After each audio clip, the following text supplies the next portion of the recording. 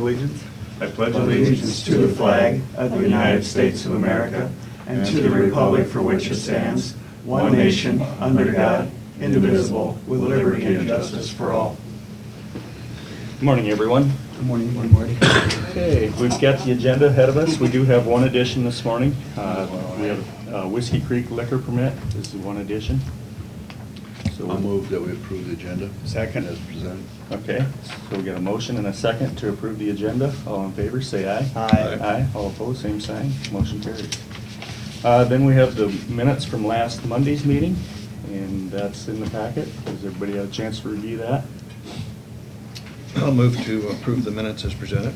I'll second that as well. Okay, got a motion and a second to approve last Monday's minutes. All in favor, say aye. Aye. Aye. All opposed, same sign. Motion carries.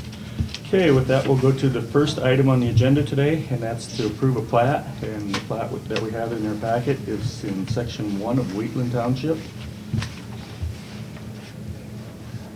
Yeah, familiar with that, just, I'm sure Dean is too, it's just north of Rita, Paul and Rita Venner acreage. All looked in order. I'd move to approve the plat. Okay. I'll second that. Okay, got a motion and a second to approve the plat in section 1 of Wheatland Township. All in favor, say aye. Aye. All opposed, same sign. Motion carries. Okay, with that, we'll go down to the manure management plans. We have 4 of them here today. The first one is for Prestige Farms of Iowa LLC, section 31 of Jackson Township in Calhoun County. In that one, they have changed crop rotation. The second one is Counter Finishing Site, section 7 of Glidden Township, and there's no changes there. Third one is Brian Schrader, section 21 of Arcadia Township, and that one is also no changes. And the fourth one is Jeff Schoen, section 1 of Pleasant Valley Township, and that one there is no changes. So, hand those down to Courtney. There we go. Okay, that takes us down to fourth item on the agenda is the liquor permit for Whiskey Creek in Maple River. And I pass that around. Has everybody had a chance to take a look at that? Any questions or comments? All looked in order. If there's no objections or comments, I make a motion to approve the liquor permit for Whiskey River. Okay. I'll second that. Okay, got a motion and a second for the liquor permit for Whiskey Creek in Maple River. All in favor, say aye. Aye. Aye. All opposed, same sign. Motion carries. I said Whiskey River, didn't I? Then stop raining, it will be. Yeah. Courtney. Okay, with that, we'll go down to committee reports. Neil, you want to start off? Sure. Tuesday had a meeting at Mallard View with Marty and most of the Mallard View board members and some of their staff. Situation at Mallard View is their census has been dropping a little bit. I know they had a real high census for a while, and it's going down. And more than anything, they're concerned about their future. I think that their census, they can hold 40, and I believe they're at about 34. So it's not a crisis situation by any means, but they're just looking ahead as to what they can do to plan their future.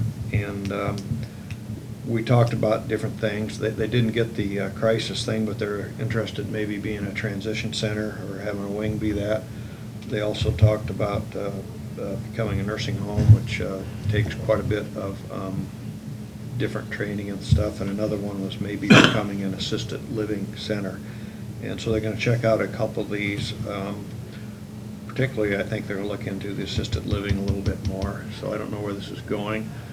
The reason it's important for this board to keep this in mind is, of course, because we own that building. They're the tenants out there, and some of these changes would require a substantial investment or expense to remodel. They're also going to contact Region 12 to see if there'd be any grants available to do that type of thing.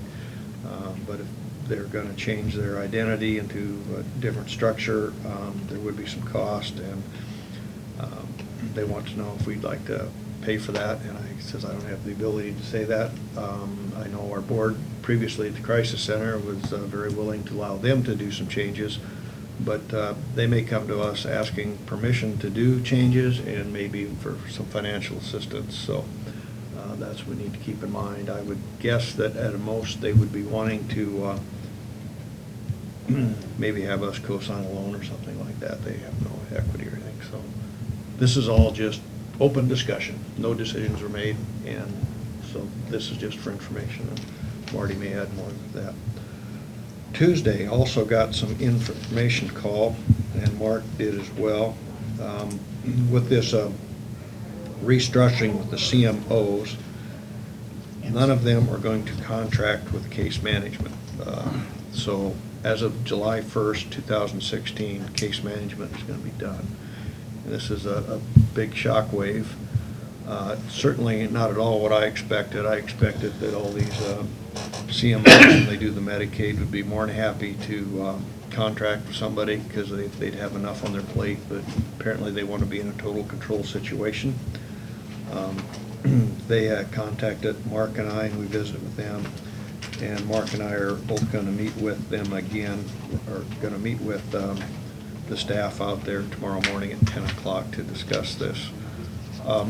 Just a few things that come to mind that we need to bring up in the discussion is if they're going to be done on July 1st, these entities are going to be interviewing for help, and we have some very qualified people that will certainly be interested in those jobs because they're not going to have a job. Which brings up another thing. If one of them is hired, or all of them are hired, what happens to our clients between the time they start and July 1st? That's something we need to talk about. So we've got our clients, we've got our employees, and then it works on down the line. Who holds the information on June 30th of 2016. You'd want there to be a nice soft handoff of information and things between clients. I'm not sure how that's going to get handled, and this is going to affect our physical facility there as well. Maybe one of these MCOs may be interested in renting a lot of office space in our community too, so maybe that could work out. So who knows? Mark and I are going to be visiting with the staff over there tomorrow, and they, I'm sure, have some concerns that we haven't thought of either. So it's a big change, it's a big challenge, and we got great employees over there. I'm not sure how we're going to get through this transition. Another challenge for us, and particularly for them. Wednesday had the Rolling Hills meeting, and interesting, there's about 4 counties that have case management. Our case managers were very well represented there. I think they're hoping to hear more information at the Rolling Hills board. None of the case managers from any of the other counties were there. But they were there, and I'm glad they were there, but there really wasn't a lot more information. I thought maybe with all the supervisors together, we'd have a lot more information to kick around or share concerning that, but there just isn't very much information out. Okay, at the Rolling Hills meeting on Wednesday, we talked, one thing I'd requested from our CEO was who was doing fee-for-services and how they were handling it, because I think in the future, once we get some of these programs established, it would be good to change from block grant to fee-for-service if possible, just because of the accountability. We want the people working for us accountable. We want to pay them for the services they do, but not pay them for any extras. There was a communication breakdown. She brought back the information on all the counties that were doing block grant funding and how they were doing that. So that was no help. So she's going to redo it. So I'm not sure where the communication breakdown is. I always take responsibility for that, but we got it straightened out, and Dawn is going to get the information for us next meeting regarding fee-for-services. We looked at the house. The Crisis Stabilization Center is in Sac City, and we actually did this after the meeting. We looked and visited the house. I actually looked at it before the meeting with another supervisor. It is a very big house. It's going to have 4 bedrooms upstairs and 1 downstairs. They're doing some remodeling on it. The inside looked very nice, pretty well clean and situated. The outside is needs a lot of work. The deck needs to be redone and it's going to have some paint. It's a big, old wooden house, pretty good location. I think it'll work out real well, actually, as far as the location is concerned. One of our concerns has to do with the block grant, of course. We'd given Plains a block grant, and a big chunk of the block grant to do the crisis was to purchase a home, which they purchased this house. And so they have quite an asset, which is in their control. And what if, a lot of things came up. First of all, we don't want to have any liability associated with the house, but we do want to have some attachment to it in case crisis quits, if Plains folds up. A lot of things could happen. We don't want them to just turn around and sell the house that we block granted. They're being cooperative in this respect. Rick and Don are going to meet with one of the local attorneys. We thought the best way to do it was to file a mortgage on the place. There wouldn't be any note or money attached to it, but it would have some attachment to it if everything else changed and we'd end up with the house again, or get a portion of it, or the sales from it. So we've got some legal counsel working with us on that. Neil, I have a question. I was talking with Cecil a little bit on last Friday. Is there any kind of other written agreement as far as the cooperation between the region and Patrick on that house? We have a full contract with them on the crisis stabilization services, Okay. but we don't have hardly anything at all specifically to the house. I guess my question after what happened in the Perky building, I have great concern there with Plains that we as the counties or the region don't get burned again. Absolutely. I realize that. We're not taking ownership of it. Plains is still going to own it, but if they would default or leave and that house would get sold, we would get the proceeds from it. Okay, yeah. That's the objective, Marty. I want it in black and white this time. Okay. Particularly if it's a block grant. I mean, we Yeah. talked about this is the dangers of block granting is, we're putting all the money out front. Yeah. Yeah. And should they just decide that this no longer fits their business model, Yeah. Good luck. Okay. That's the concerns that the other counties, most of them had, not all of them. One of them said it was, this is more like doing the prenuptial and a marriage agreement because Plains is the only game in town that can do all that. And I disagree with that on the crisis center, how that could be farmed out, you know. yeah, there was Yeah. lots of And- bidders on that.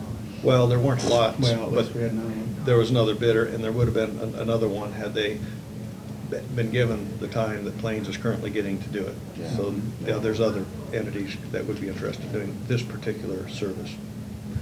Okay. Well, thank you for your comment, Marty, and I'll make sure that gets taken into consideration. I think it already is, but I'll double check on that. That was about it. We went over the financials again, and they're real good shape financially. The region is having a very large reserve up until 2021, and when it gets down to 15%. And of course, a lot of this is pretty speculative when you get out that far. One thing I did learn that I didn't think of at this meeting concerning our case managers. Our case managers would be in an excellent position to get a job because of their background. However, droves of DHS people are also getting laid off. So there's going to be a lot of more competition in the job by job applicants as well that I wasn't aware of. So that's not good. So am I following this right, our case management will be going away then? Totally? We have no choice in that? We have no choice in that. So that's another mandate So from the we state got- that will get crammed down our We got throat. 4 case managers and a secretary over there. Yeah. 3 of the 4 MCOs have all plainly stated that they'll not be contracting case management. One of them said that they were looking at community-based case management, which I'm curious to find out more what their interpretation of that is. But no more targeted case management. Yeah, it was a big shock to me. I was convinced in my own mind that they would be wanting to contract with case managers best they could, just to help their flow, but they wanted full control. everything coming inside out. And we're gonna have a very, quite a discussion tomorrow at 10 o'clock, I'm sure. This is where the challenge of the job to kick in. Okay, any more questions on that? Or, okay, the only, another thing, we got a letter from the Tom Schutz, and I asked last meeting if anybody wanted to think it over about what we should do next for this Cadillac tax. Mark had mentioned that they were going to have another insurance meeting in September, which is good. And they are having another meeting, and I don't think they've set up the date. They're scheduling study groups to study, and what they're studying is the pooling concept.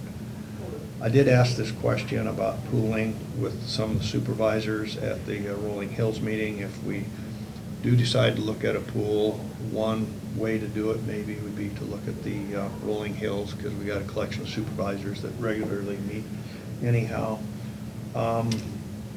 You know, this isn't something that many of them had been thinking about. They didn't have clear answers.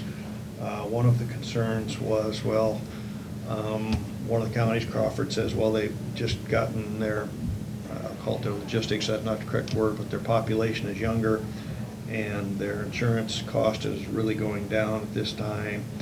And they said they'd be hard to sell unless each county kind of stood on its own, so that what he thought would be okay is if we would pool, but inside the pool, nobody subsidizes anybody else, but we all benefit the better insurance rates we could get as a larger pool. And I think that's doable, but very reasonable request from Cecil, and I understand where he's coming from. Most of them hadn't thought about it, but we'd be willing to look into it. Probably the two main things we could do to help us insurance is increase our deductibles, because that's one thing that would decrease total insurance cost, and join a big group. And what that does, when insurance does their studies, is their degree of variance really goes down quite a bit, and they just show that when their group services, how their variation would change so much in a small group like ours that they have to protect themselves with higher rates. And the other comment one of the supervisors made, it depends on the presidential election. If depends which way that goes. If it goes one way, this is going to definitely go through, they thought. If there's a change in the White House, there's a chance that this could also get changed. So that's just some comments I heard. Those are my meetings in the week. Was there any, while on the Cadillac tax, did anyone else have any other thoughts on that? Sure, I'll add something. Gene and I got some correspondence from Rick Willett, who is the Teamsters union representative. As you know, the secondary roads unit, theirs comes up for fiscal year 17, and we've been trying to set up a meeting. And there was something very encouraging in his correspondence that they've already floated they are very well aware of the repercussions of the Cadillac tax. They really like the idea of the insurance committee and want to see its continuance. But one thing that was very encouraging in there is Rick has already floated the idea of perhaps considering raising deductibles and the benefits, the long-term benefits in which to do so, and they were receptive to it. So it doesn't mean they're going to do it yet or anything, but they were at least, receptive in having those as being part of the insurance committee's agenda. Good. And unions is a big situation in here, and what we have to watch out for is that we don't get insurance locked up for 3 years with a contract, and then it's 2020 and we want something changed, but we're locked in there. So I'm sitting at the Wesco board, that's one thing we've put in with agreements, that is union there also, and we've got an opener in there for insurance only, and that's something we have to look at. Has to be. yeah. Okay. But I thought that was encouraging, didn't you? Mm-hmm. I said last week, and I've said many times over, that the unions have to be part of the solution, and it looks as though this unit has faced that with a great deal of receptivity. So I guess I'm kind of reserved as far as going into pooling. I mean, even if you get other counties involved in it, all of this is based off claims. And just because you got a bigger pool doesn't mean your claims are gonna go down. So I'm more for the idea of raising deductibles than I am pooling. I think we're gonna need to do some of both, Marty. And as far as the pooling, that is the most difficult one to pull off. Well, maybe I shouldn't say it's the most, but it'd be very difficult because you're asking for cooperation, a lot of people. I do note, and I'm trying to find it here, how when the larger groups are involved, Well, remember a you couple of get years. so much better rates. And I think one of the questions I asked Tom, I go, well, what if we pool with a county who has a little different insurance, different deductibles? He said that can all be worked out. There certainly has got to be a way where you can pool for the benefit of the premium, but each county still be on their own. And I think it's better that way, that they're on their own. Everybody has to have skin in the game rather than to. Well, I think that's the idea of the trust. I mean, Yeah. that trust that they're trying to establish is, Yeah. you're not so much on the same plan, you just have the same administrator. Well, remember a couple of years ago, we we had an organization that wanted to pool with us. You know, all it was gonna do is raise our cost. With ISAC, I believe that Right. was. No, that was with Region 12. Region 12. Region 12, yes. I can't put my finger on it now, but they showed where, in a larger pool, where the insurance companies definitely have better predictability. But I think within that, you could get the discount of the better predictability, and within that, each county would have their own rates. What did you guys hear the other day, where Wellmark on their general population is gonna go up 23% or something like that, 23, 25%? 18 to 28% is what they're talking Um, January 1. You know, that's another thing that somebody mentioned at that meeting. On these predictions here that was done by Group Services, he thought, I think it was Rick, thought those very conservative, because in here, they don't account for increased insurance costs due to non-exclusion for pre-existing conditions. That's one of the changes with the new things. And they're just saying the rates just thing, and they haven't considered that they're also gonna go up because of the non-exclusion for pre-existing conditions. That's gonna put a lot more people on insurance Rick who couldn't mentioned get that insurance tonight before. to me too. So, what he was saying in respect to that is, he thought that these were pretty conservative figures. And my point is, they're highly leveraged, so just 1% up makes a huge dollar difference to us. Anything else? Yeah, do you mind if I go Okay. backtrack to Mallard View real quick? Yeah. Yes. What do they see as Please the do. next step? Do they, is the ball in their court? Do they see that they want some kind of feedback from us before they can make that next step? I really appreciate their willingness as well as Yeah. your participation. I'm certainly open to, I'd say all bets are on, as far as I'm concerned. I want to take a look at, just about, any panacea they've got in terms of being able to survive and reinvent themselves. But I don't know if they really want to let this housing study come into play, or, are they looking to move? That's not going to happen for at least 6 months. There's clearly a elderly and retired shortage in Carroll County. This housing study will clearly demonstrate that. But a nursing home, I think, is a pretty tall order for them to try and take on because of the extremely high degree of licensing requirements that will entail.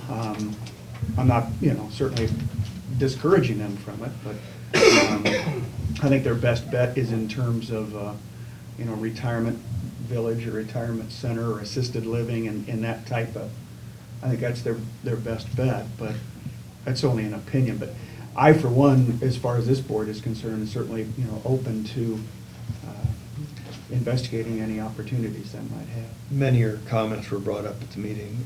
The nursing home thing, the people that are working there now wouldn't be qualified to manage nursing homes. They'd have to hire somebody to be their boss, basically, that type of thing, which is better than not having a job.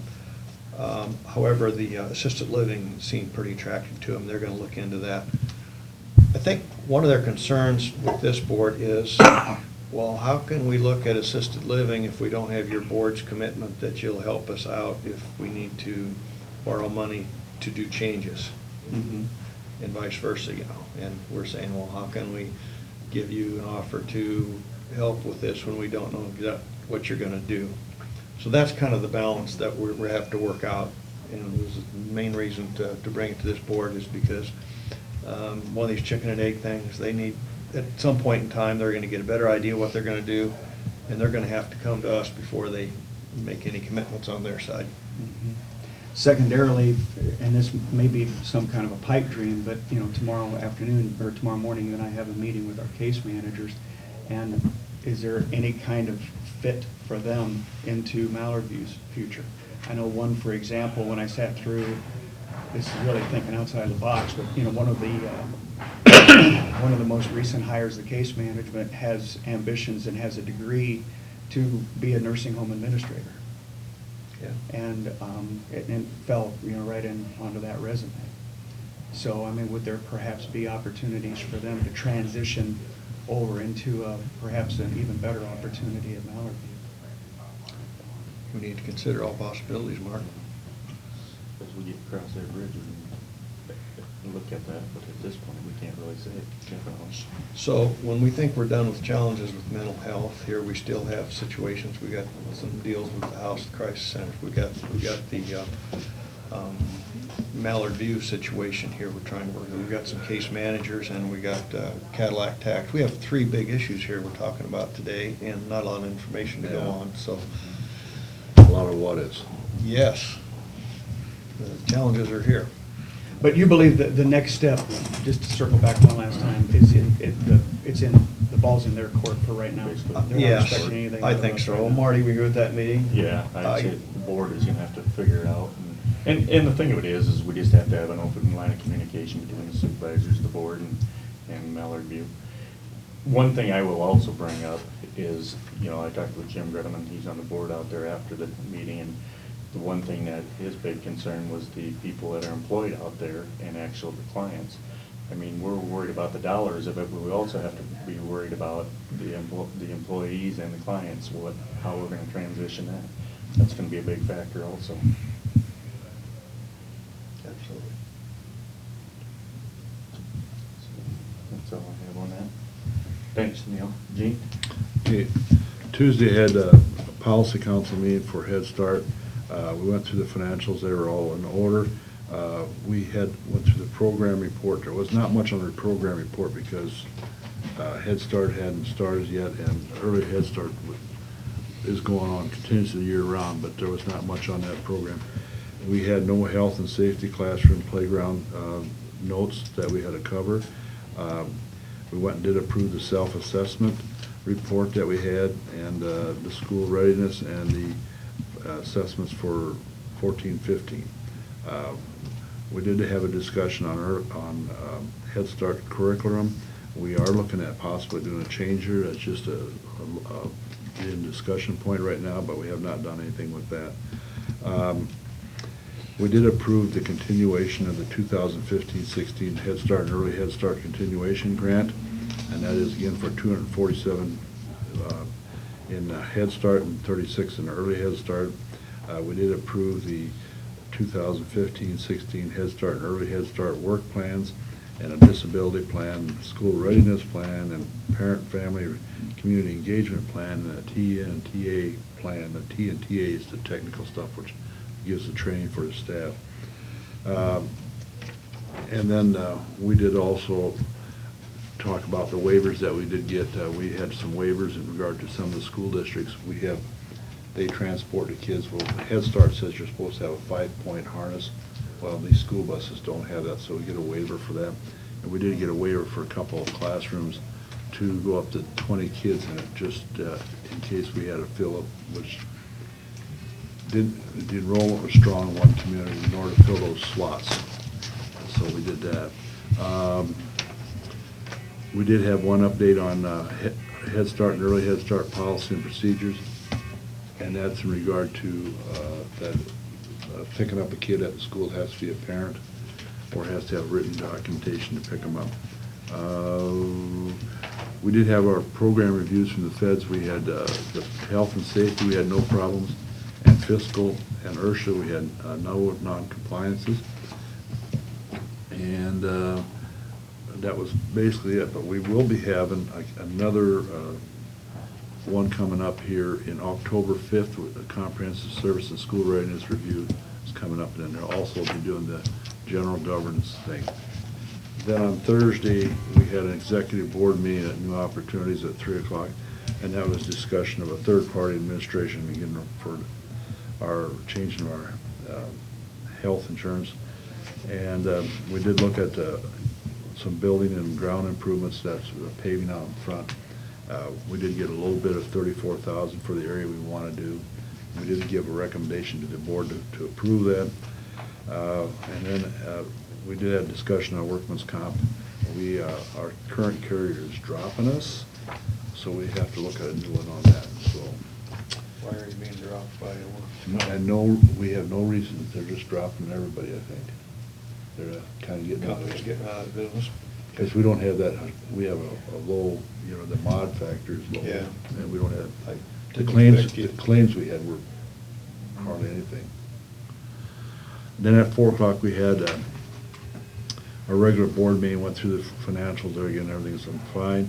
We did review the executive board committee's recommendations, and we did approve that paving out in front. And then we had an update on the policy council, which I'm not gonna go to, it's the same thing as what I went through on the policy council meeting. And then we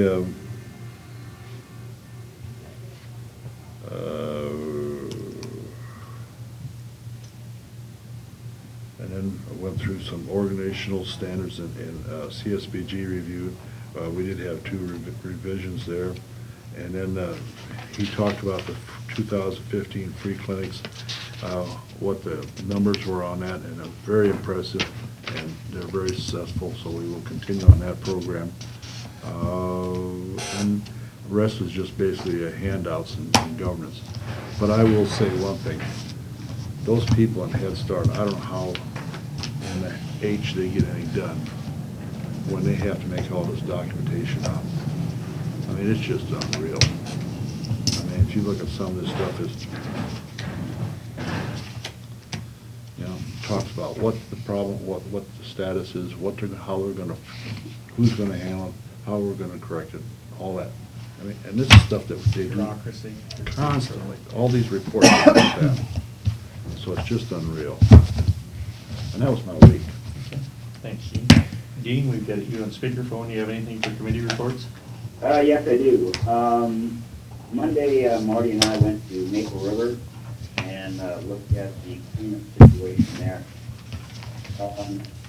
I'm sure we'll have more discussion on that to come. Talked to Rusty Tigas about his bill. He said he needs mileage included in the contract. He suggested 50 cents a mile. He's been having to make extra calls, not included in the contract. I guess when you look at the contract, there's additional service charges. And what he's been running into is they've been flushing things down into the system that's causing problems. He did say that the next time he's going to be there, he'll give me a call so I can go ahead and take a good look at the system and see what we're dealing with over there. And he will submit another bill to correct make a correction on the bill that he sent last week. On Wednesday I attended the Region 5 Hazmat meeting for Dodge.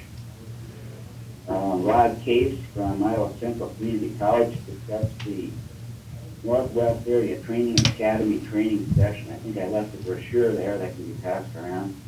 This will be on Saturday, Sunday, November 7th and 8th. It'll cover 15 different things, including vehicle rescue extraction, EMS integration, ballistic, explosive trauma, essentials in firefighting, trench rescue, cold water emergencies and skin rescue.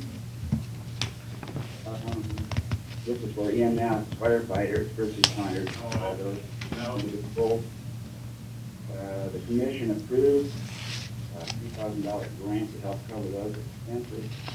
The cost is $100 for 2 days and $50 for 1 day. The commission also put $10,000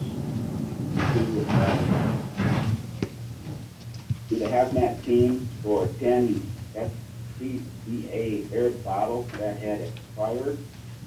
Other business was Star Energy gave an overview of their company and how large it is. Covers LP and fuels. They're actually in 6 area states. They also provide fuel for Union Pacific and the Boone terminal there. So they do a lot of fuel business. There was a gentleman there, and I had Courtney send pictures of a device that a gentleman from Jefferson has come up with to help in bin rescues. It obviously it's getting to be a big issue since we had 1 fatality in Audubon earlier this year, and then just last week we had another one in Farmville. But if you look at the device, it basically slides together into a tube with aluminum powder. It slides very easily. There are steps on the outside so that they can be pushed down and assembled basically around the individual. It's a 5-piece unit. There's a half section set on the table there. But this can be put in last, and then it can be removed, and the corn can be actually pulled out. It also has augers that run on they have the bolt drill and cordless drill that can also auger grain out of the tube once it's inflated. Time is of the essence in these situations, and so it looked like a very good unit. He gets just his cost, what he has in it for the device, about $600. He's got about 45 of them. That's sold 45 clear out to Oregon. So he's got a pretty good deal here, and I think I'm going to try to contact a couple of the fire departments in there about the unit. Time is of the essence when somebody's in a grain situation like this, and it seems like they're just not getting. There was an update on the poultry virus. They're going to do a lot of proactive things here going into the fall and winter months. I guess that's all I really have. There's a facility in Fort Dodge, training facility up there, good utilized, and they encourage anybody if they had any training that went they individually for fire departments or units that they would certainly encourage anybody to use that facility. I guess that was my week. Okay. Any questions or comments for Dean? What did he say the cost was? You said $2,600 for that unit for the grain bin extraction kit? Yes, and that's just his expense. Okay. Okay, thanks, Dean. I think it was a car there too at last. Okay. Good contact. Okay. Thanks, Dean. Yes. Mark? Dean, you also spent part of Monday evening with me. Yes. We we participated in the Kemper emergency management exercise with the active shooter exercise. It involved a lot of different safety agencies, of course. It was well reported in the paper and on the radio as well. They did a good job in doing that. It took a lot of cooperation between the entities and the schools in particular. I think everything went pretty well. There was the training that had gone on the week before, so they were a little bit better equipped to understand what was going to go on that evening. They had about what'd that end up, Dean? Probably an hour and a half debriefing up at the hospital at the end of it, and they talked about a lot of things, what went well, what could be improved upon, and so on and so forth. A lot of it had to do with who is responsible for establishing incident command.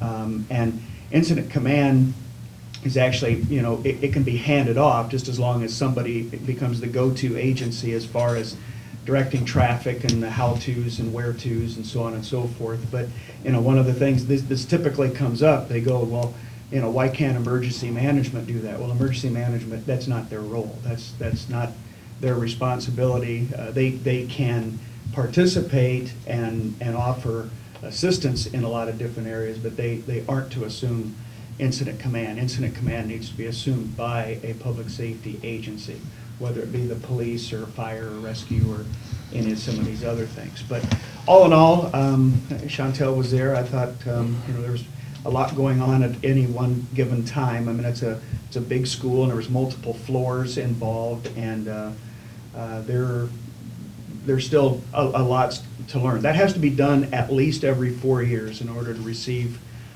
your grant and the certification for the hospital as well. So, Dean, do you have anything to add on that? No, I thought it was very good, you know, very good training, you know, it's a good place to start. You know, I thought it was very important. And the hospital was involved. Mark and I were both spent out there as frustrated parents. Mm-hmm. And so, yeah, the hospital did well, you know, in assisting. So I thought it was a very good exercise. Thanks for being there again, Dean. Then on Thursday, we had a joint meeting with Emergency Management and E911 Service Board. I'm going to try and keep this as brief as possible, but there was an awful lot covered at the E911 meeting. This was the first meeting of which I led as the chairman. And we led off with some budget reports. We capped off the final fiscal year 15 budget report, and then also where we are year to date with fiscal year 16. Jason and I kind of decided this might be a good idea to do at least quarterly, because it gives all of the board members a little better idea of where the monies are actually being spent and how revenues are coming in, and just really how tight things can be at times. Then we had a review of administrative duties for Jason, as he's the comm center director, but he's also going to be helping me quite a little bit in the E911 administration. Right now, he is currently taking a look at every bill that comes in, and what we've gone to is like a two-party system, almost like countersigning the checks, is that he will approve it, and then I'll take a second look at it and approve it again. And we've got a couple of things already, so it's worked out pretty well that way. But this was, quite frankly, it was very beneficial for me, because we had a complete review of our current bylaws. I'd said this to you once before. When I was named as the E911 board chair,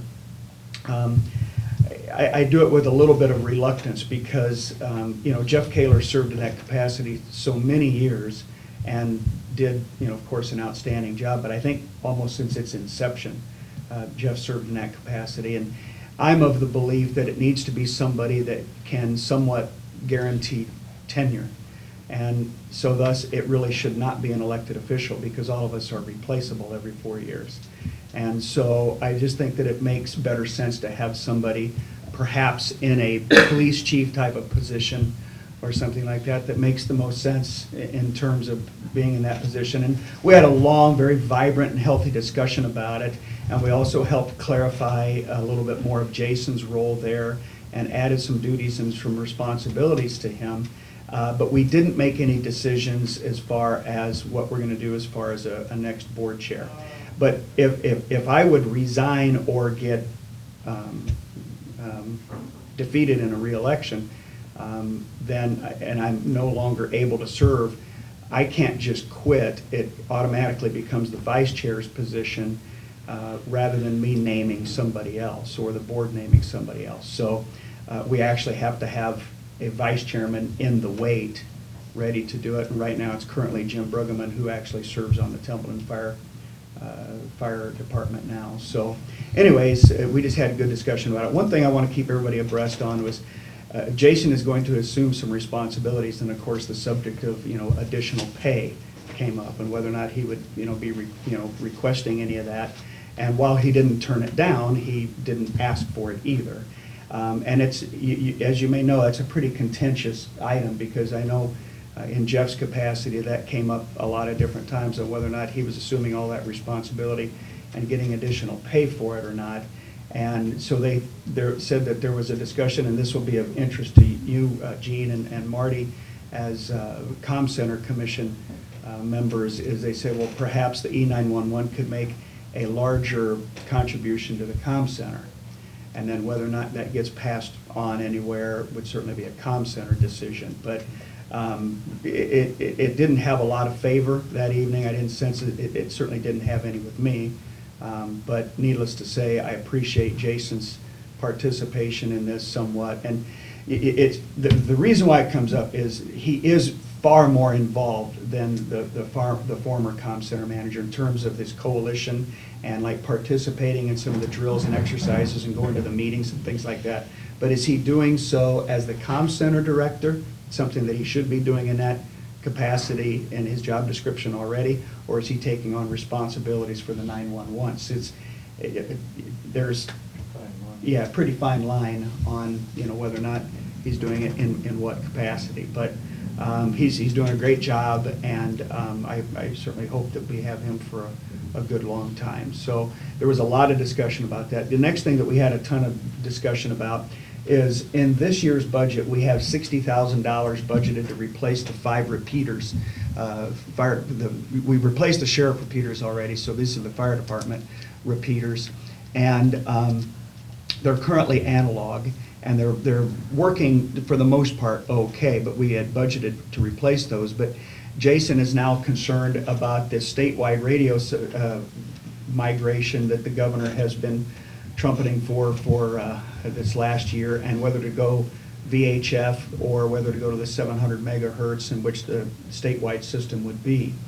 So it was pretty well decided that we think that we're going to leave that into the budget, but at the same time put it into a reserve or a savings to go ahead and be prepared to replace the future of this P25 system, because that'll take several $100,000. Now, the question was come up, remember we did all this narrow banding, this is over and above that, so it doesn't make that,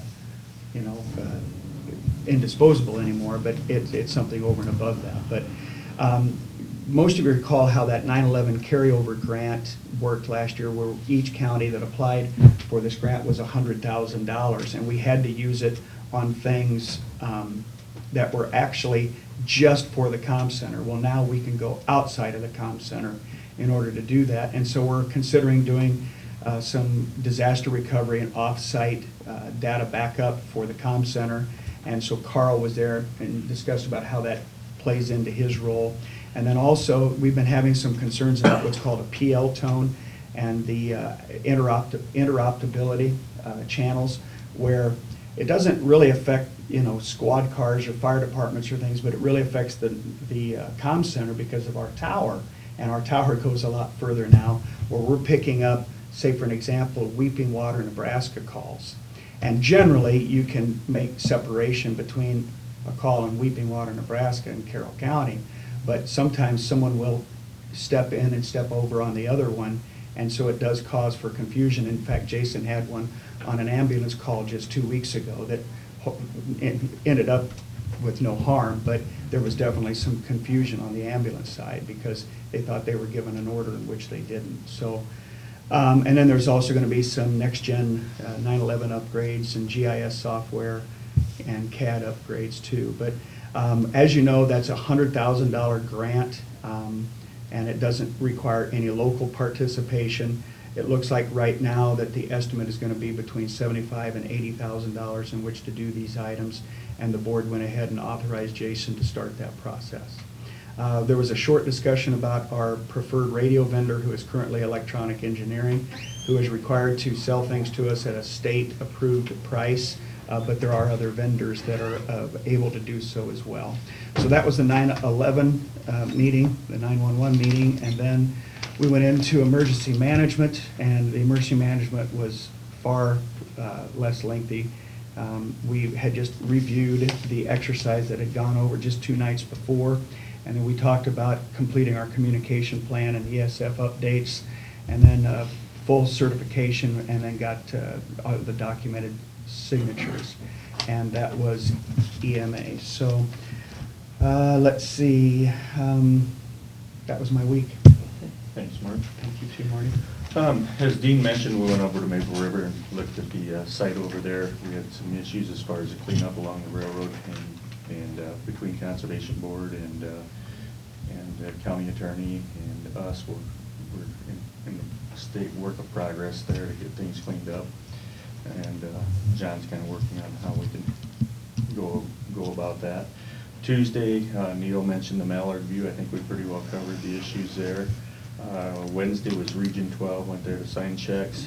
Then on Thursday, had an interesting meeting with Hungry Canyons. We actually ended up taking a boat ride on the Missouri River, and it was kind of an interesting boat ride. It was on the River City Star. Had a good attendance, best attendance we've ever had, probably about 80 people, 75, 80 people at this meeting.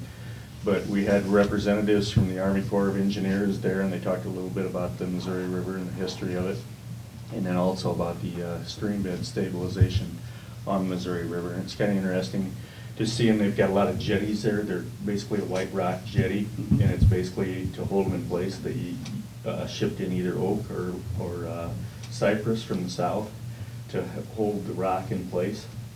And it's kind of interesting just seeing it. And basically what they did this for is the Missouri River on average is like 600 feet wide. And the navigable channel of it, they want to keep at least 300 feet wide. So that's why they put these jetties in there to basically flush the center of the river. Thursday when we were on the river, the water depth was about 12 foot. On average, it's about 9 feet. And then they talked a little bit about just over the history of how the river was straightened. And it was kind of interesting. I also had representatives from DNR there. They gave us kind of a little bit of an update on Lowhead Dam approval process.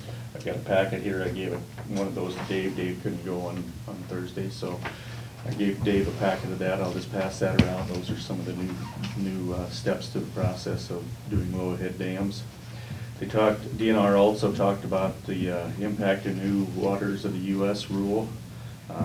Not a lot said there. As you well know, it's in litigation at this point, so basically they're just waiting to see what comes out of that litigation.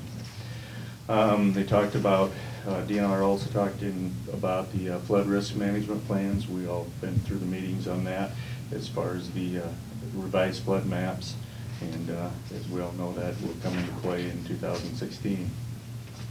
Then also the Iowa DOT was there, and they talked about the 2011 flood and basically the impacts of what was done with I-680 and then Highway 175 and Highway 2 down at Hamburg and Sydney area. Basically those 3 highway projects was about $28 million. And they talked mainly about the I-680 one. That project was done in 34 days, which is a record. And it's kind of interesting how things can move when things have to be done. That project alone was about $20 million.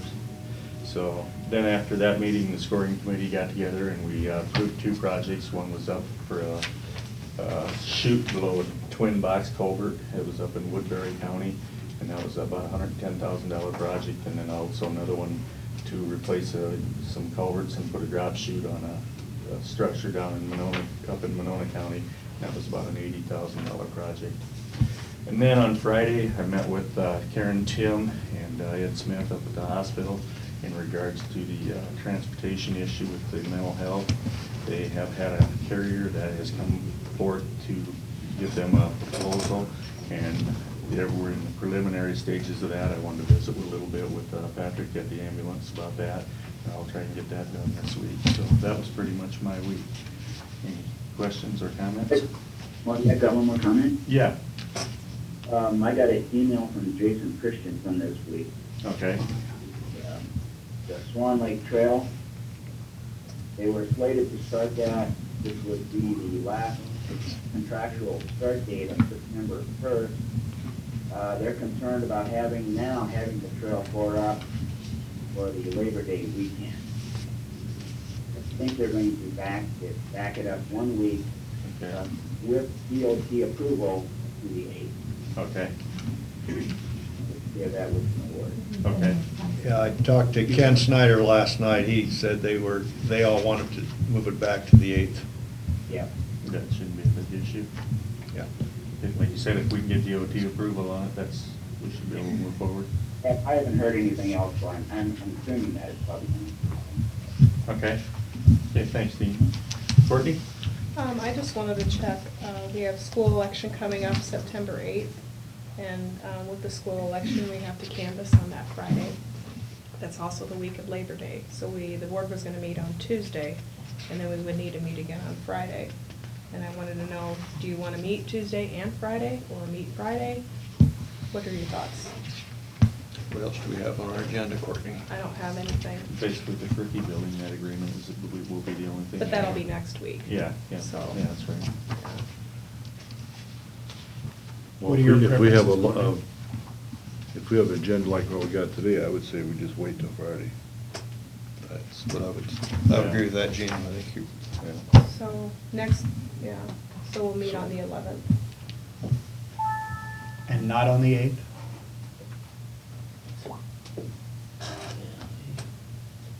I would prefer to do that. The polls don't open till noon, but I'm gonna be busy, so I'd have to have somebody else come here, and I don't know, other than, like Marty said, this, Yeah. So you prefer just to meet once on the 11th?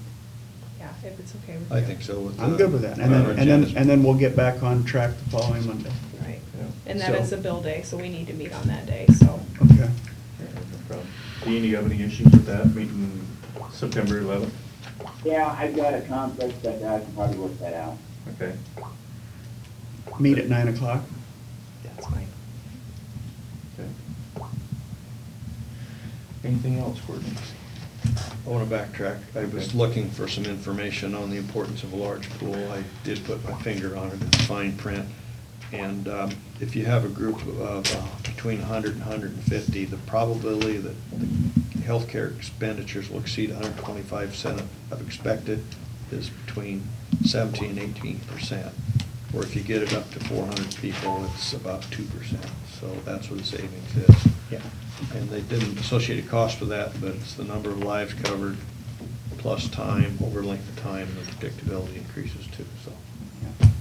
I kind of gave it to you in general terms, but that's the specific answer. Anything else? Sir, you have something to bring forward to the board? Yes. How many of you people drove on gravel to get here today? Well, it's more than, I'm from Crawford County. Okay. Our roads are terrible. I mean, they are pathetic. You were voted in districts? Mm-hmm. Mhm. No, they're voted We're at. voted at large large? and represent We districts. serve Well, a we district, represent districts. But we're voted at large. Oh, okay. How do you go about getting that through? Crawford County needs it bad. You would basically have to petition in order to do that, am I correct there? To change the way you're voted Yeah, on? yeah. Yeah. Guthrie County just went through that process. Denison controls the supervisors. Mhm. Oh, I know that name. I'm gonna vote for him. They meet him on the street, they won't know him. Yeah. But because he's from Denison, they vote for him. Our roads are terrible. Water runs down the road and we need to do something, and I thought maybe if we could get them voted from, different areas, that it would cut some of the city people out. We have 2 represented that live in the city of Carroll, And then and three. the other 3 are rural, or Actually, out we of have Carroll. 3 in the city. Yeah. Well, Dean represents. Partially. I meant pretty much all Carroll, of- I'm Yeah. sorry, I meant Okay. Carroll. Yeah. Because, that's more of the population. Right, and I think you're gonna run into the same thing in Denison and Crawford County, they're very similar, is that the city of Denison comprises probably close to half of Crawford County's Oh, yes. population, so the same thing can happen, because district boundary lines have to be drawn up to where you've got equal number of people in all 5 districts, so you're gonna likely have 3 different supervisors eligible that reside within the city of Denison. Yeah, but 2 ain't bad. Better than all. But it could be 3, could be 3. Yeah. Yeah, see you, Chantel. I mean, I understand what you're saying, is apparently they're all voted at large over there, Yes. so they don't have districts. Yeah. So if you draw district, like, what I'm trying to explain to you is if you draw, when you go drawing up your district boundaries, they have to be equal in terms of population, or only within like 140, Close. as I recall. Yeah. And so that's what, we just went through it 2 years ago here, and that's why the formerly District 3. No.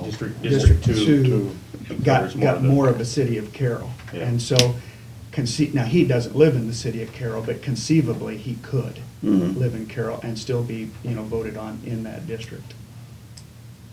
I mean, like I said, they just vote because I know the name is from Denison, and it ain't doing our roads a bit of good. Yeah. But to change that, you have to have a petition, and you have to file that with the auditor, the county auditor, to get that on the ballot. And you have to set up an election date and then have a whole election on it. Guthrie County just got done doing it and they voted on theirs. What county? Guthrie County. But that was defeated. Yeah. It stayed the same. Yeah. And I think that they had a very low voter turnout, if I remember right. It gets brought up, here from time to time, but, Well, I haven't drove a lot on your roads, and you've got a little flatter country than I do, but right. your roads are a lot better than ours. Yeah, it's a bigger challenge, and the roads are a bigger challenge in Crawford County. Yeah. I would know that for sure. You get more hills. But they could help themselves a little too. You guys have been more aggressive with the use of limestone even than we have. I don't like limestone. Oh, you don't? It's worked out very well here. Well, it depends on the holes, Yeah. but on the general, it gets hard and you can't blade it. Well, what we're doing is mixing it. Mixing gravel or otherwise concrete. Mhm. They just dump the big stuff on them, there it is, and, Mhm. okay, thank you Okay. very much. Thank you. Okay, any other comments, Virginia? You mentioned CMO, what's that stand for? MCO, it should be MCO. What? Managed Managed Care Managed Organization. care organization is what we're trying for. Mental health. As far as secondary roads, I did look at the RISE project. It looks really nice. The north-south part, they got the shouldering on. The rest of it, they've got, it's all lined except for the shoulder on the north-south. And the rest of it is lined on the shoulders, but a lot of the east-west, the shouldering material needs to be put on it. Road looks really nice. And of course, you saw the letter from, I think it was Bill Rainey. Yeah. Yeah, it's over there. Nice letter from Bill. I was over there Wednesday and looked at it. Well, I think they gotta do shoulders and all of it yet, I think. Yeah. Even that, the Halbert temp, or 141's Yeah. gotta get shoulders yet, Yeah. so. But As a- from what I got from Dave, they're going to Start over there. do finish the highway shoulders, and then they'll be working on ours. But the other thing is they went over, laid one layer of asphalt in Willie. They were having some issues, some soft spots where it was broke up. So they pulled out of Willie, let that set up, think it was gonna get set up. They went to Roselle, that would have been on Thursday night. They poured Roselle, and they finished in the dark. It was 9:05 when I left, that they got done paving. They had to roll it yet. They went over to Crawford County and do a small piece, and they went back to Willie. And here's somebody with a truck drove through that at Willie. So they had to tear it all up, put rock down and everything. So I don't know what the cost of that contract's gonna do, because you know what the overrun does. Goes to the mayor. Thursday night, it was a Thursday night. I don't think Paul, you can get out of Willie until after midnight. So we got that, talked with him on Friday. I talked to John Friday about it. I didn't know anything about it until John brought it to my attention. And Dave called me on it on Wednesday. I called Dave later Friday, and we got somebody in his camp. Yeah. That was most unfortunate. But they did a really nice job, Yeah. really good job. They're just tickled. They're glad to be in Carroll County. Okay, if there's nothing else, we're in order for a motion to adjourn. So moved. Second. Okay, got a motion and second to adjourn, all in favor, say aye. Aye. Aye, all opposed, motion carries. Can't believe the last this long. Thanks, Dean. You better have a safe trip home.